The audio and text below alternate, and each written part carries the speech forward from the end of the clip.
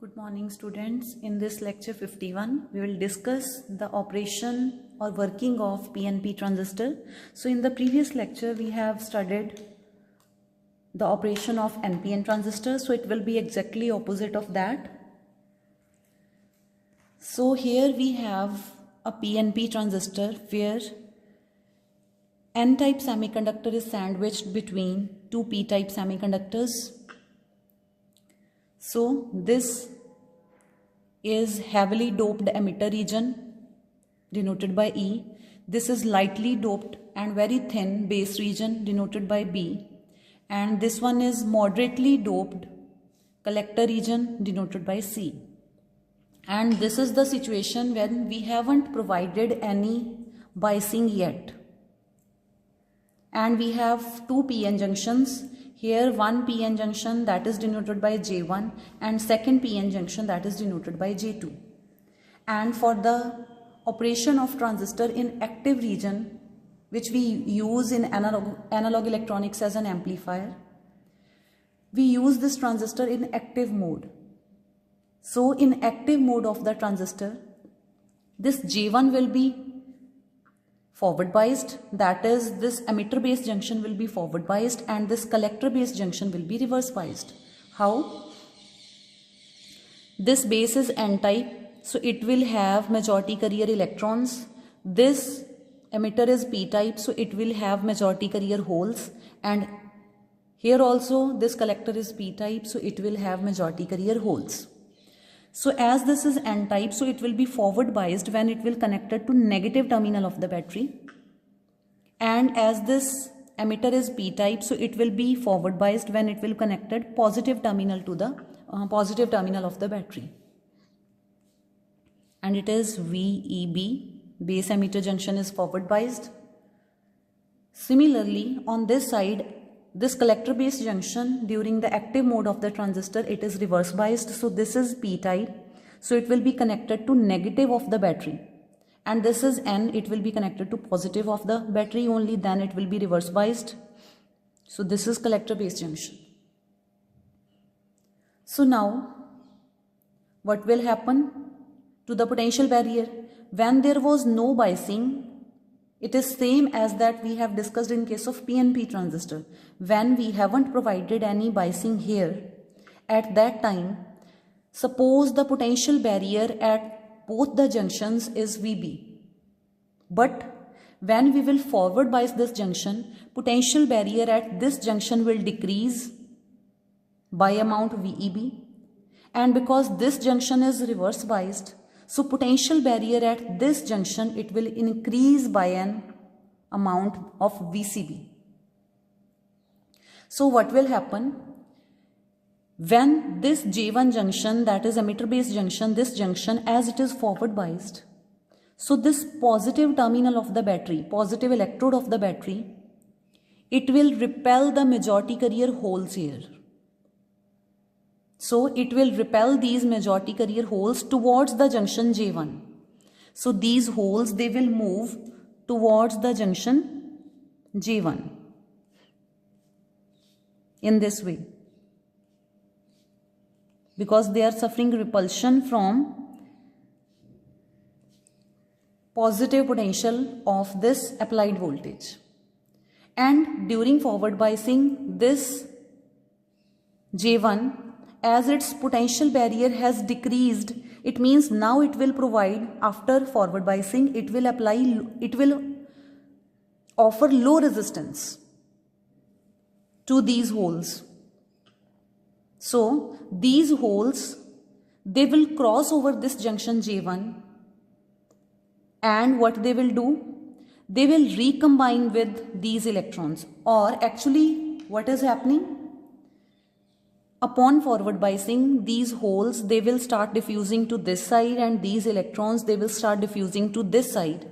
And when we are saying that holes are crossing the junction, actually electrons are crossing the junction from this to this and recombine with hole. So what is happening here near the junction? Electrons and holes, they are crossing the junction and recombining with each other. But as this base is lightly doped and if this base is lightly doped, then number of majority carrier electrons, they will be smaller in number than the majority carrier holes in case of emitter. Why? Because this is heavily doped. So the amount of recombination of electrons and holes will be small. So where the remaining holes, they will move? The remaining holes, they will move to collector. Why? Because they are feeling attraction from this negative potential of the electrode. And what is happening actually? An electron from this negative electrode, it is entering this collector, and what it will do? It will recombine with the hole which is coming from emitter, then to base, then to collector. And the time at which this electron from this negative terminal of the electrode, it enters this collector region and recombines with the hole which is coming from the emitter side. At the same time, near this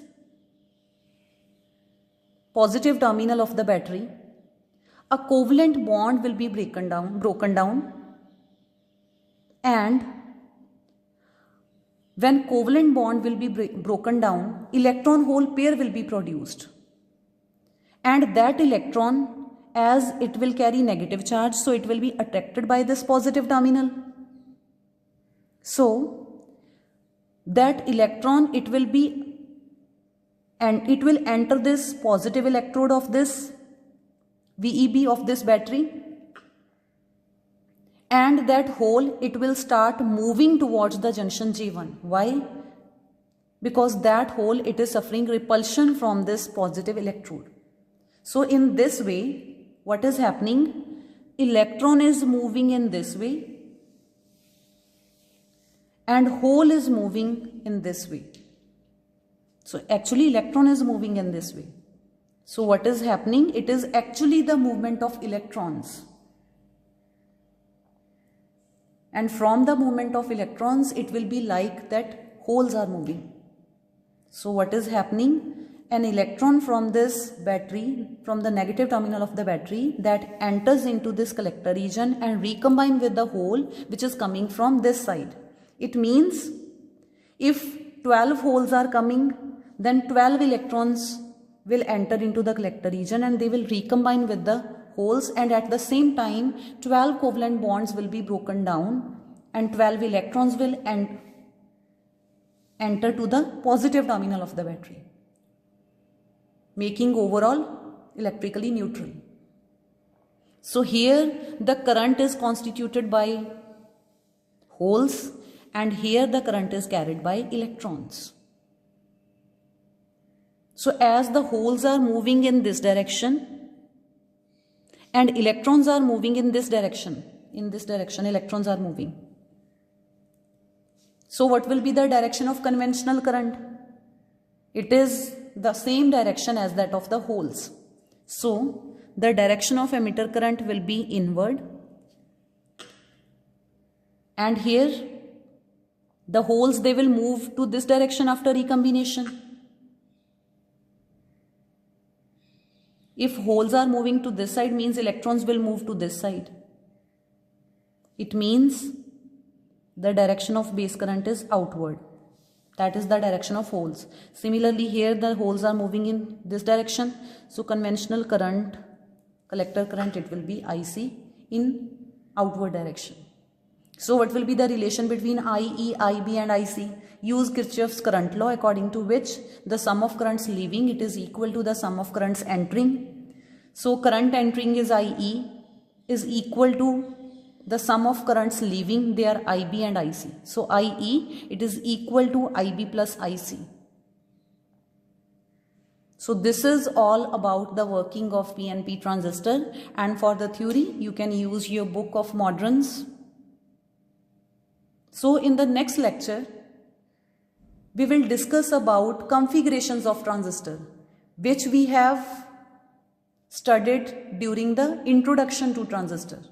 That there are 3 configurations: common base configuration, common emitter configuration and common collector configuration. So in the next video, we will discuss common base configuration of a transistor in a detailed manner, then common emitter and then common collector.